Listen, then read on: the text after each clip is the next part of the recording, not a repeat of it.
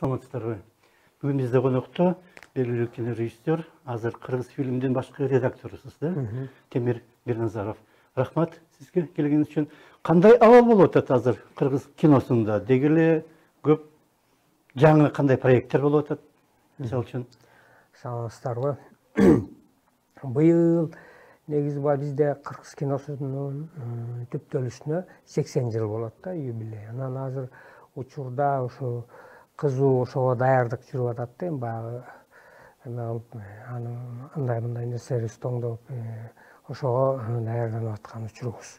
Анан бул баягы жеке эле баягы чыгармачылык отчет десек болот да, 80 жылдын ичинде эмнени жазадык деген да. Ушунун тегеретесинде баягы биз өзүбүзгө өзүбүз отчет берели деп. Анан кинонун багытын кайсы багытта кетип атат, кандай болуп атат, ушулардын үстүндө иштеп атабыз да. Анан быйыл мына жакында эле 4-5 ай болуп калды. Бизге Кыргыз фильм киностудиясына жаңы жаш директор келген. Бул кыргыз киносунун тарыхында эң жаш директор деп эсептелинет. Бул Акчол Бекболатов деген жигит келди, 32-лерде го дейм. Анан бул жигиттин келиши менен аябай кыргыз киносунда аябай чоң жылыш болуп атат деп айтсам жаңылышпайм. Анткени бул багы бул фактта мактагандык эмес, а факт ушул келгенде 4-5 ай болуп калды, бирок ошонун ичинде, ошол 4-5 айдын ичинде кыргыз киносунда мурун багы пленкаларга тартылып, анан сакталып турган, архивде сакталып турган фильмдерибиз бар да. Ошону оцифровать этиш үчүн $62,000 аппарат алып келип атат. Бул ошол өзүнүн демилгеси менен Тика Түрктөрдүн Тика деген фондуна кайрылып, агенттигине кайрылып, ошол жактан $62,000 ошол эмени алып келип атат да. Мына ушундай ийгиликтер жаратып атат. Анан быйыл буюрса ушул жакында дагы мен редактор катары мурунку положенияны өзгөрттүк. Акчолдагы директор катары багы кинону уюштуруу деп айтабыз да, организация кинопроизводства. Мына ушунун баары союздун учурундагыдай келип атат да. Азыр деле ошол нормативный акт деп коебуз, документтер менен да. Азыр ушунун баарын азыркы учурга ылайыктап иштеп чыгып атабыз да. Анткени тилекке каршы бизде Кыргыз фильм киностудиясы 82-жылдан бери салынгандан бери эч ким барбай калган да. Баягы союз улап болду, ошондон эч ким барбайт. Ошондуктан бизде баягы союздун системасы ошончо сакталып калган да. Анан баягы Брежнев өлгөндө деле унутуп калганбыз.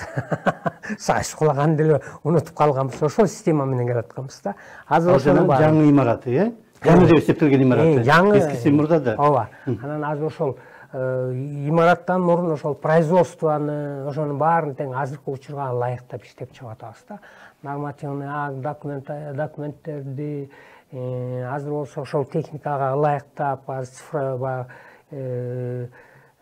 цифровизация деп коебуз да, ошолорго өндүрүштүн баары ошого цифрага өтүп кетти да. Ошонун баарын ошого ылайыктап атабыз да. Анан азыр мисалы мурун көркөм кеңешибиз келип түшкөн сценарийлерди ошо жабык окуп, анан жабык кол көтөрүп анан бекитчү. Азыр болсо ошонун баарын тең ачык кылдык да.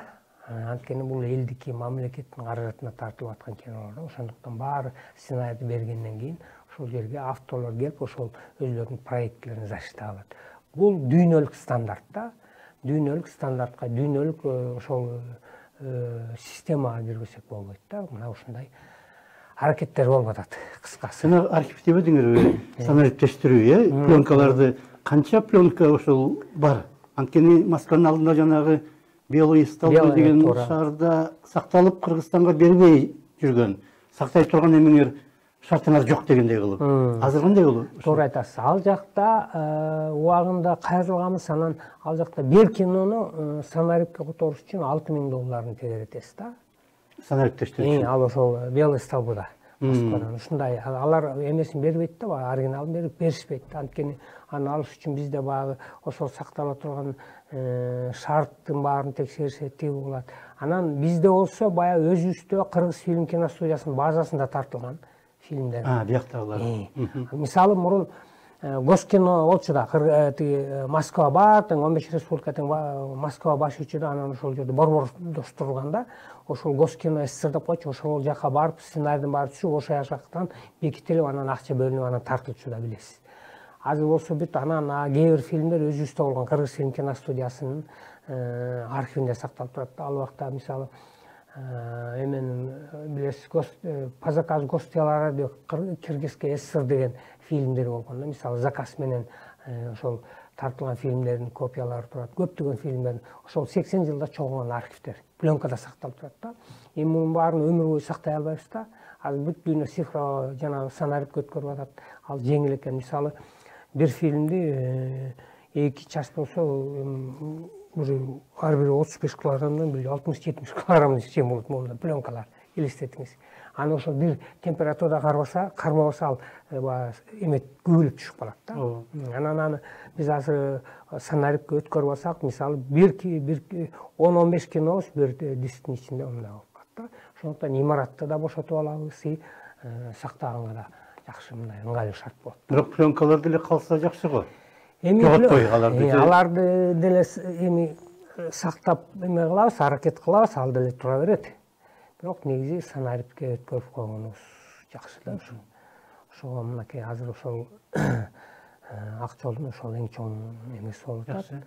Мен да уктум эле Ведугиристин уулу консулбу кандай азыр Литва жакта. Ооба. А дагы ошол бир жана санариптештирүү боюнча бир долбоорду алып келип атат. Же ал жөн эле жана Ведугиристин кинолорун ошенткенби өзүнүн? Аны чалабыча уккам, бирок ошол кандай ал аппарат өтө кымбат болгондуктан аппаратты деле эме эткен жок го дейм. Ал өзүнүн атасынын фильмдерин аракет кылып же өткөрсө керек. Жалпы кинону эме кылыш үчүн ал аппарат азыр ошол 60 миң доллардын тегеретесинде да. А мындан бир 2-3 жыл мурун 300 миң долларга чейин болчу, өтө кымбат болчу да. Өтө кымбат. Азыр мына арзандап эме болуп калыптыр, азыр турттар алып келип ошол. Кандай жаңы фильмдер пайда болду акыркы мезгилде? Акыркы ушул 5 жылдын ичинде эми көп эле ийгилик болуп атат да. Эми көп баягы бизде Союздун учурундагы инерция келип атат да. Мисалы көпчүлүк айтат да, Союздун учурундагыдай кыргыз кереметин жаратабыз дейт да. Анан кайрылып келебиз, кыргыз кереметине кайрылып келебиз деп Сапар Исаков да муну баягы өзү мындай бир айтып, бизди бир кабыл алып өтө эме кылып койгон да. Анткени ал ушундай сөздөрдү көбүнчө азыркы учурда кыргыз киносунун акыбалын жакшы билбегендер айтат да. Мен сизге айтайын, анткени акыркы 20-25 жылда мурунку Союздун учурундагы ийгиликтерден 2-3 эсе көбүрөөк ийгиликке жетиштик деп айтсам болот да. Мисалы ооба, мен мисалы мойнума алам.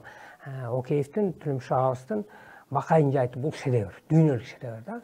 Бирок ошол эле учурда эми ал убакта кандай билбейм, Союздун учурунда келаткан ушул 80 жылдык тарыхында, кинонун, кыргыз киносунун тарыхында эң чоң сыйлык бул Түлүмүш агабыздын Күмүш айыбысы болчу. Берлин кинофестивалынан, А классында фестивалдан да.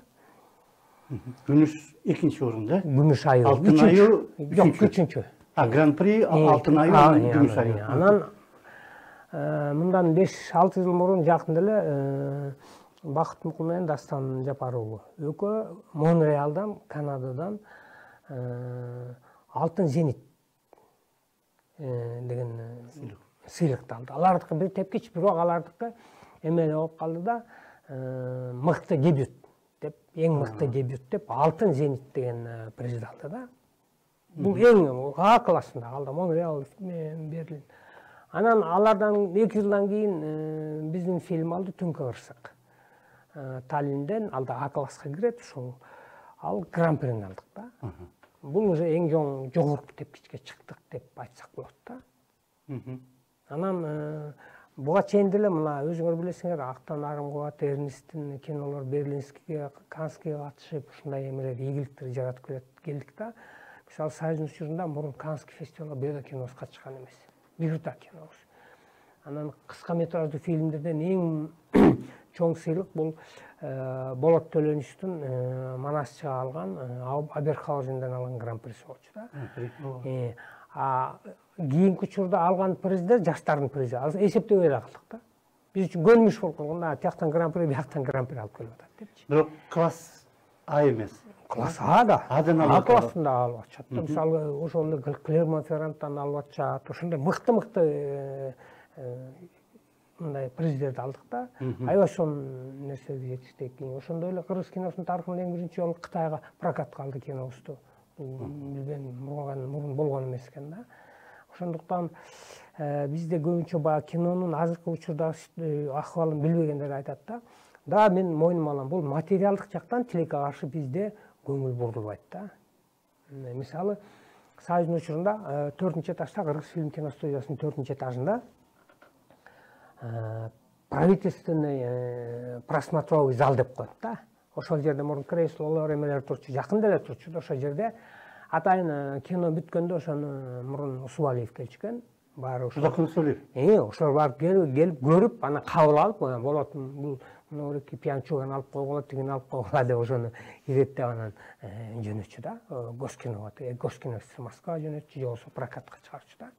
Бул эми, бул айтып аткан нерсем, бул кино бул эң чоң Союздун учурунда эң чоң идеологиялык курал болчу. Азыр деле ошондой да, билген мамлекеттер ошондой колдонот да.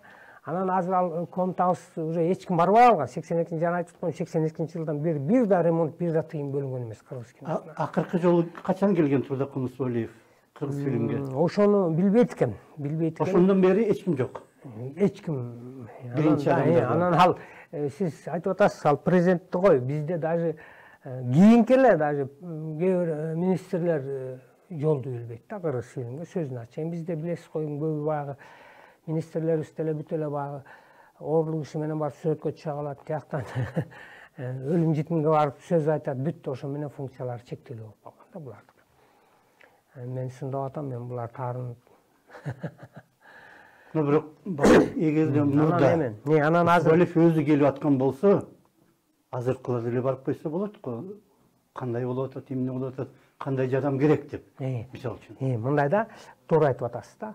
Бизде баягы мындай болуп калды да. Даже кандай фильмдер жаралып атканы менен иши жок болуп калды да биздечи. Мамлекетте, мисалы мамлекет это баягы остаточный подход да, бизде баягы мындай акча бөлүп коет, анча-мынча. Эмне тартып атат, эмне кылып атышат, иштери да жок да биз менен. Чындап келгенде эң чоң бул курал, идеологиялык курал, элге, коомго таасир бере турган бул кино. Мына ушуну толугу менен пайдаланышпайт. Анан тилекке каршы ушундай мамиле болуп калган да. Мисалы үчүн мына Валентина Шевченко чет мамлекетте согушуп утканда президент Сооронбай Жээнбеков өзү телефон чалып куттуктады. Муну мен айткам. Силер жанагыдай гран-при алып атканда кандай кылып куттуктады? Эми бул биздин мамлекеттин башчыларынын приоритеттери да. Билимге, медицинага приоритет коебу же спортко приоритет коебу. Руханий дүйнө дейбиз да, адамдын руханий дүйнөсүнө приоритет коебу же болбосо боксерлорго, күрөшкөндөргө, катуу мушташкандарга приоритет коебу дегендей да. Ошондуктан бизде мисалы уктуңуз беле, бир президент бир илимпозго, же болбосо медикке, же болбосо бир жазуучуга, же болбосо бир режиссер же актерго өзү телефон чалып жеңиш менен куттуктаганы жок. Бизде мындай ошондой басым такыр башка тескери жакка кетип калган да. Анан өкмөт башы ошол жака бурулуп атса, эл да ошол жака эме кылат, туурабы? Эми элестетиңиз, бир жолу жанагы таң көрүп ким эле бир мындай эмелерди жеп сүрөткө түштү го, жанагы рэп бийлеген ким эле? Таң көрүп бир Тимати эле ким эле келди го. Келген ооба. Жанагы Аземолдун жанында. Ошол жерде бекер мындай эме таратып булочка бирдемелер тараткан экен. Ошол жерде саясатчылар кыйкырып өкүрүп ошол жерде жүрөт да. Ошол эме булочкаларын бекер жепчи. Эми бул эми ушул жөнүндө кино тартыш керек да, мына ушул жөнүндө да. Мен ушуларга эми мындай да, канчалык укмуш чыгармачыл фантазияңыз иштесе дагычы, булардын кылып атканына андай ойлоп чыгара албайсыз да, булардын мындай кылык жорон карап отуруп булардыкына жетиш өтө кыйын да, мындай. Неподражаемый. Это просто мындай. Же жанагы чоңдор каяка бурулса, эл да ошол жака бурулат деп атпайсызбы? Ооба да. Мүмкүн элдин баары ошол жакка бурулуп кеткен үчүн чоңдор дагы ошолорго жакын болоюн дегендей болуп, же ошол деңгээлде болгон үчүн чоңдор да ошол жака бурулуп кетип атабы? Баары деградация болуп Сиз атат. мындай деп атасыз да. Койлорду бир теке ээрчитип жүрөт го. Сиз азыр теке койлорду ээрчип кетти деп атасыз да. Ошол бир чети сиздики туура болуп атат. Анан эми мындай да азыр ушунчалык бизде өкмөт башчы, өкмөт мамлекет башына келгендердин билим деңгээли, интеллектуалдык деңгээлди көрөңгөсү ушунчалык өтө төмөн болуп кеткендиктен эл дагы баркы кетип калды. Бийлик эми бир чети бул туурабы деп да ойлойм да. Анткени боготворить этип жамандай эмеден алысыраак жөнөкөй болгону да жакшыбы деп да ойлойм да. Бир чети бул да туура. Бул биздин бир чети коомдун өскөнүнөн айтат да. Бийликтегилердин ылдый төмөн түшкөнү коомдун өйдө өсүп кеткени.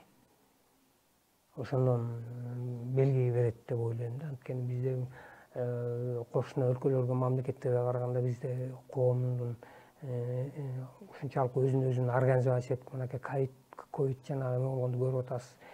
Ар бир эме болгондо саясий кандайдыр бир нерселерге мындай реакцияларын, коомдун реакциясын көрүп атасыз го. Ошондуктан бизде өтө саясатчыл элбиз да, саясатчы. Мисалы үчүн жанагы мукул эмеден алып атат, Монреалдан, Гран-при Таллинден алып атасыңар. Ошону кантип бияктагылар кандай реакция кылды, бийликтегилер? Кантип куттуктады? Өтө мындай суроо бердиңиз. Ошол жактан бирөөнү сабап ийип, же бирөөнү жеңип келсем куттуктамак деп ойлойм да. Эми ал кино менен алып келип, ал эмне кино экен, ал иши да жок да. Жана айтып кетти. Алган жок. Кайсы чыгарманы ким жазып атат, кандай акындар бар, алар менен деле мындай көп деле мындай эме болбой калган. Мен сизге айтып атпаймынбы, интеллектуалдык деңгээл, мамлекет башына келгендер эметет, саясат. Анан ал деле саясат деп деле айта албайм. Баягы саясатчы деп айтайын десем, ага да жарабайт. Анан пландар азыр кандай болуп атат? Эмнелер тартылып атат? Азыр эми биз буюрса азыр Актан Арым Кубаттын Эсимде деген проектисин буюрса жакында баштап атат деп айтсам болот. Анан дагы Эрнис Абжапаровдун Сагынбай, Манасчы Сагынбай тууралуу сценарийин ошону бекиткен турабыз буюрса.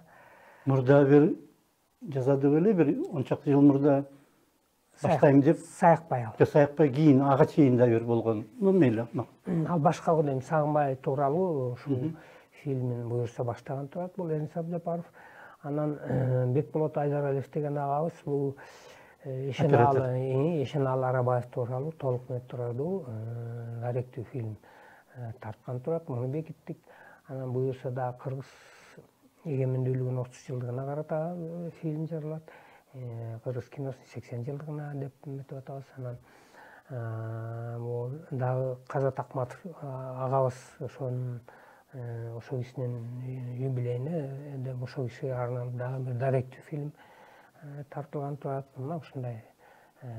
Казат Акматов мына биясы боюнча да гран-при алды го. Ооба, аны Кулмендиев. Таалайбек Кулмендиев ал дагы буюрса дагы баштап калышы мүмкүн деп эме алып турабыз. Анткени ал дагы эң мыкты ушул кымыш өлкөлөрүнүн эмеси деп Киношок кинофестивалынан гран-прини алып келген да. Бул да биринчи жолу, эң биринчи жолу ошол Кулмендиев алып келди ошол жерден. Бул да эң чоң жетишкендик да. Ошондуктан биздин азыр чыгармачылык потенциал, кыргыз киносунда чыгармачылык потенциал аябай күчтүү. Бул жеке эле баягы кыргыз фильмде автордук кинолор же болбосо жанагындай чыгармалар эмес, кыргыз киносу негизи индустрия аябай жакшы өнүгүп атат деп айтсам болот да. Бул частный, жеке менчик сектордо дагы ошол жана Руслан Аккун, Эмил деген актер жигитибиз, Эрмек деген жигиттер, ушулар Бакыт, ушул жигиттер абдан Сүйүн Отукеев деген мына жигитибиз этномедиа деп ачып ошол ылайыктап аябай жакшы иштеп атышат да. Булар канча ошондой студия бар? Жеке менчик студиялар аябай көп азыр, абдан көп да. Анан булардын эң чоң салымы кыргыз киносуна мына ушулар кармап турат да. Вот биз айтып атабыз, эми товар тартып атат, тиги тартып атат дегенибиз менен көрүүчүлөр да ошолор кинотеатрга ошолор кармап ошолор алып келип атат да. Анткени тилекке каршы биздин жана автордук же болбосо чыгармаларыбызга тилекке каршы ашып кетсе 60 киши келет, аябай көп десек, болбосо бир 7-8 киши келет болду. 7-8. Анткени эми азыр көрүп атасыз, коомду көрүп атасыз го. Айтматовдун, мисалы Айтматовдун, Чыңгыз Айтматовдун китебин канча киши окуйт Дордойдо? Таппайсыз. Туурабы? Таппайсыз. Анан жана Суперинфо же болбосо жана Пирожки китеп дегендер бар. Алар дагы бир окуп отурат да. Ошондуктан бул да коомдун деңгээлинен айтат да. Анан бизде болбой эле муну кичине кээде бизде балдарыбызды жакшы болуш үчүн кээде какыс кукус кылып кичине мындай китепти окутуп заставить этебиз го. Ошол сыяктуу коомду деле ошондой кылып барыш керек да. Мисалы Кытайда цензура аябай күчтүү билесиз да. Ошондуктан моралдык, нравалык жактан аябай карашат да. Иранда да ошондой. Иранда да менин киномдо тиги баягы кыз көлдө сүзүп жүргөн жери бар. Ошол жерден кесип салышкан да. Ушунчалык аякта да ушундай да. Анан мындай карасаңыз, манакей дүйнөлүк кинолордо эң жакшы көргөн кинолорум, эң жакшы көргөн режиссерлор мен сыйлаган. Именно ошол Иран менен Кытайдын режиссерлору да. Чжанимо, Вонг Кар-вай, Малва, Гонконг пропарил Чжанимо гуманист, величайший гуманист да. Ошол эле Ирандын Маджид Маджиди, Махмальбаев, Асхар Фархади, Аббас Киаростами, мына ушул режиссер. Муштудай да. Булар баягы ушунчалык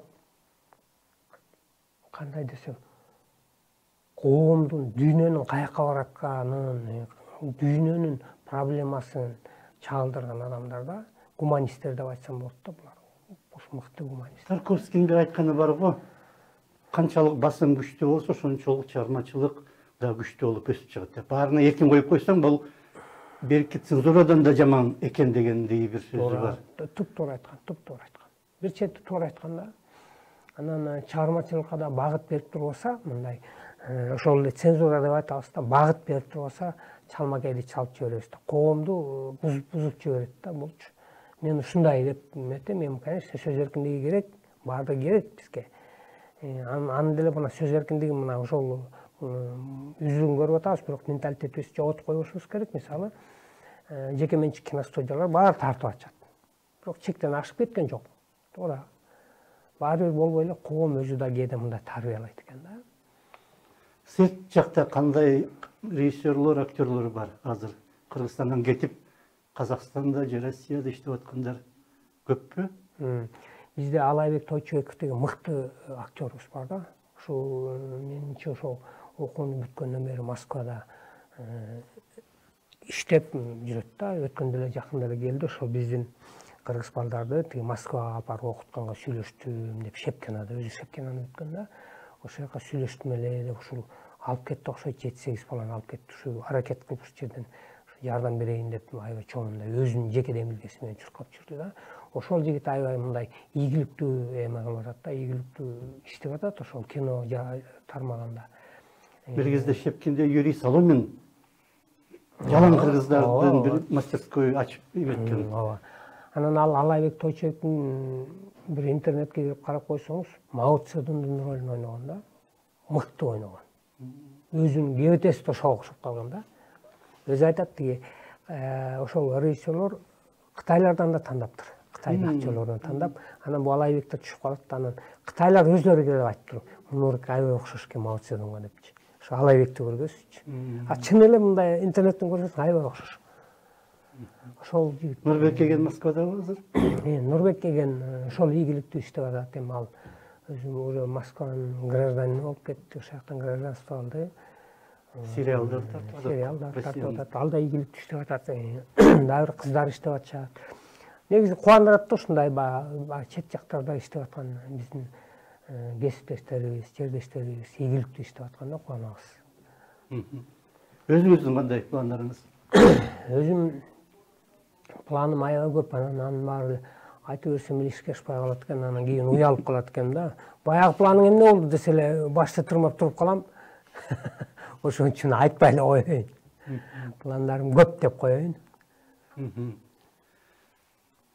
Телевидение мен кандай азыркы кино мурда эки башка эле да. Телефильм деген, кинофильм деп кандай кыргыз телефильм азыр кандай абалда? Эми кыргыз телефильм акыбалын жакшы билбейт экенмин да. Бул эми азыр КТРдин алдында да. Анан кандай функцияны аткарат, анан алардын задачасы, түпкү максаты ошону жакшы билбейт экенмин да. Вообще кереги барбы, кереги жокпу, эмне иш кылып аткандарын чынын айтайын билбейт экенмин да. Анан азыр кереги жок деп ийсем алар мага эртең уштуму көтөрүп чыгат деп. Ошон үчүн балким задачаларды жазып аткандар, негизи документальный фильмдерди тартып атса керек. Мурун Союздун учурунда телефильм баягы пленкаларга тартчу да, 8-16 миллиметрлик жайлоолорго барып ошол жаңылыктарды эмелерди тартып келчү да. Азыр болсо цифрага өттүк, ал муктаждык барбы кереги? Азыр ар ким колуна камераны кармап тартайын дегенде бар эле тартса болуп калбады бүт технология. Анан азыр эми бизде тилекке каршы мындай болуп калды да. Кээде кинолорубузду, кино бул эми баягы любой маалыматты, любой окуяны көркөмдөштүрүп берүү. Ошого ой салуу, бир багыт берүү, идеологиясын, философиясын, ошондон эмне кандай бир жыйынтык чыгаруу, концепция салуу дегендей да. Азыр болсо жөн эле баягы мындай кээ бирөө коюп атат. Эми бул дагы бир чети, бул дагы андан да өтүш керек. Андан да өтүш керек деп ойлойм. Анан бир чети азыркы сценарий, анан көп нерселер билген адамга, чыгармачыл адамга көп мүмкүнчүлүк берет да.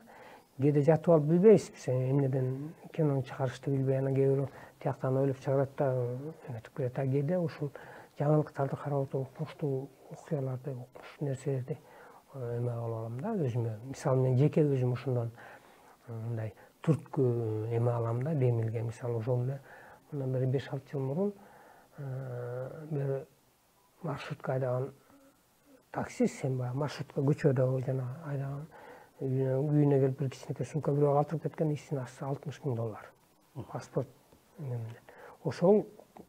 Ошонун ээсин издеп жүрүп кайтарып берген да. Анан ушундай заманда ушундай адамдар бар экен да, ошол аябай эме болдум да.